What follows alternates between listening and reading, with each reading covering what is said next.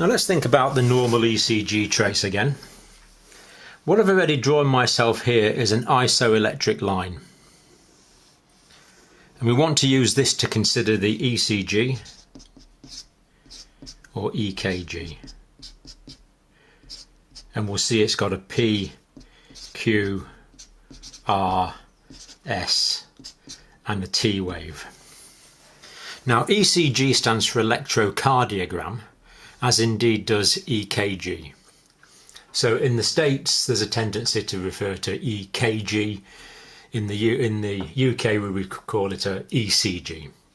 But it's exactly the same thing. The K actually comes from the German for cardio, because I think these machines were invented in Germany. And also the K is consistent with the original Greek as well. So whichever you call it is fine. Now I often get asked about the P, Q, R, S, T. They don't stand for anything. They have no meaning. They're completely arbitrary letters that are assigned to these different waves. That's all it is. There's nothing significant about that. So we start off on the isoelectric line. Now ISO means the same. So here we don't have any significant electrical activity. But then we get electrical activity in the form of the P wave. Now the P wave goes up and it goes down. So all of that in green is the P wave. The bit that goes up and the bit that goes down. And as we see, it goes back down to the isoelectric line, just here. Now what's happening here with the P wave is the P wave is caused by the depolarization of the atrial myocardium. So in the myocardium there's lots of individual cardiac cells, lots of individual myocytes, and at rest these are going to be negative inside, about 90 millivolts negativity. So there's more negative ions inside the cell than outside the cell. And when it's at rest like that, we'll say that that is polarized. So that is the polarized cell.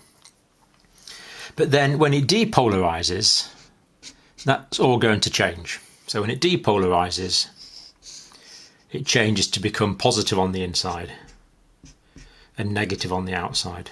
So here it was negative inside and positive outside. The depolarized position is the opposite.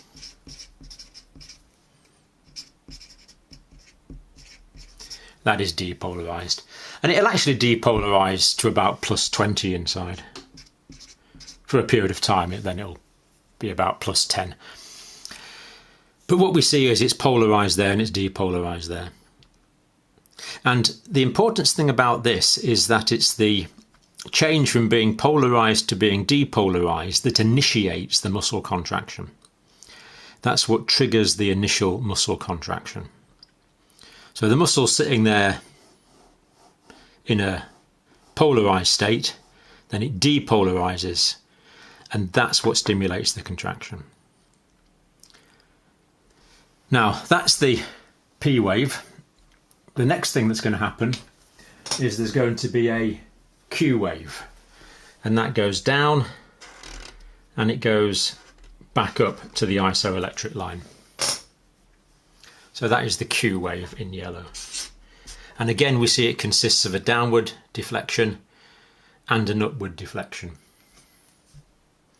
And then it's a wave that carries on as the large upward deflection, which is the R wave. Up and back down to the isoelectric line. So everything in red is the R wave. And then after that, this line actually carries on below the isoelectric line and then goes back up to it. So it's P, Q, R, so that's the S wave there. And again, we notice the S wave has got this downward deflection followed by an upward deflection. And then we have a little more isoelectric line here. And then we have the final wave. Well, we normally count it as the final wave, which is the T. the T wave. So P, Q, R, S and T. And again, we notice the T wave is the upward deflection and the downward deflection. That's what counts as the T wave. And then we have some more isoelectric line prior to the next P wave. Now, we've said it's the depolarization of the muscle that causes the contraction. So this depolarization here is going to stimulate atrial contraction, and that's going to go from about there to about there. So this period of time here, from the P wave to about the middle of the QRS, is when the muscular contraction of the myocardium, the atrial myocardium, generated by the depolarization of the atrial myocardium, is taking place. So that's the depolarization. That's the time when the contraction takes place. And when the muscle is contracting, we call that systole. So this is the period of time of atrial systole. Now the QRS complex is the depolarization of the ventricular myocardium. And the depolarization of the ventricular myocardium will initiate the contraction of the ventricular myocardium, which will take place during this period of time here. So first we have atrial systole, and then the contraction of the ventricular myocardium, ventricular systole. And all that muscle contraction is stimulated by the depolarization.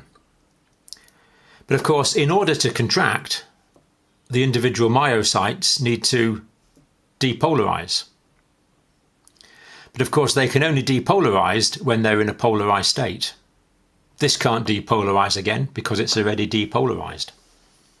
So if we want another muscle contraction, we most certainly do, another 0.8 of a second or so, can you see this has to go back? The depolarized has to become polarized again. It has to change from being positive on the inside back to being negative on the inside. And that process is called repolarization.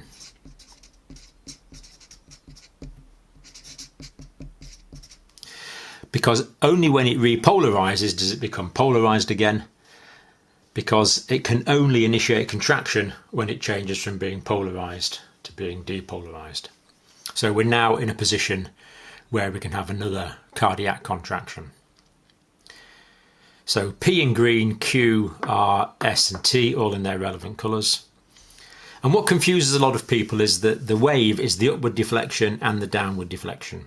Or here the downward deflection and the upward deflection away from this isoelectric line. Iso just meaning the same. Now we often talk about a sinus rhythm.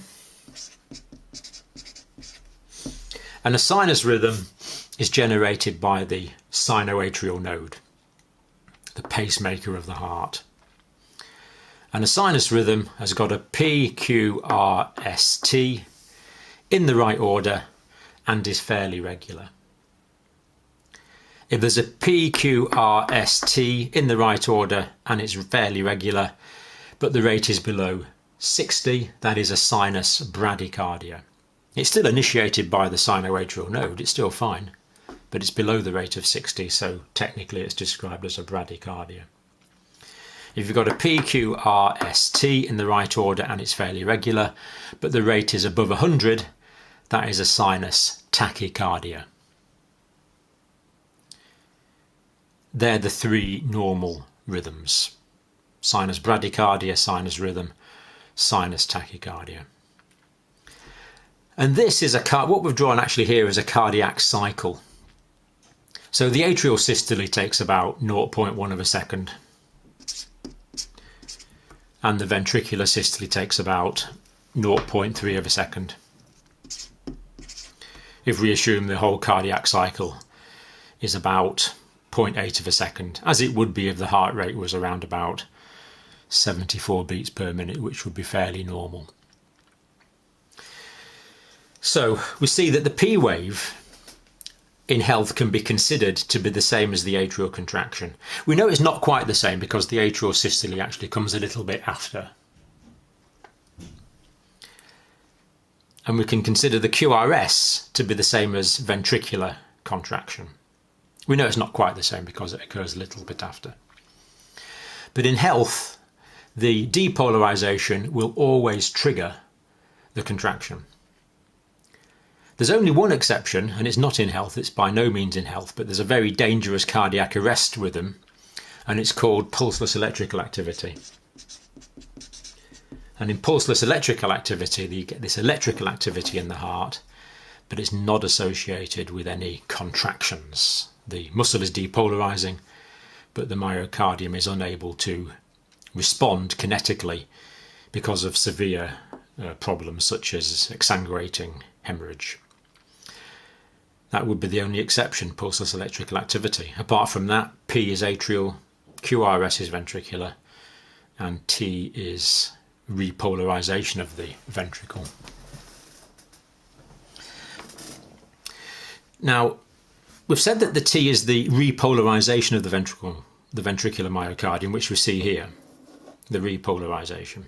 So P is depolarization, QRS is depolarization, T is the only one that's repolarization. So obviously, we're going to need a repolarization of the atrial myocardium, but we don't see that. Well, that's because there's so much electrical activity going on in the QRS that the repolarization of the atrial myocardium, which of course takes place, it has to take place, but we don't see it because it's buried in the QRS complex. But there will be one, there has to be, otherwise the atrial myocardium couldn't depolarize to generate the next atrial systole.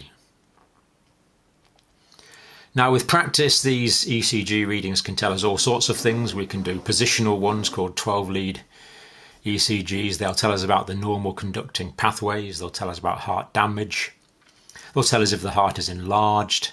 And they can also tell us what's causing myocardial pain. So well worth learning the basic PQRST. And then with experience, you'll realise that this has lots of implications for pathology, patient assessment, and patient management.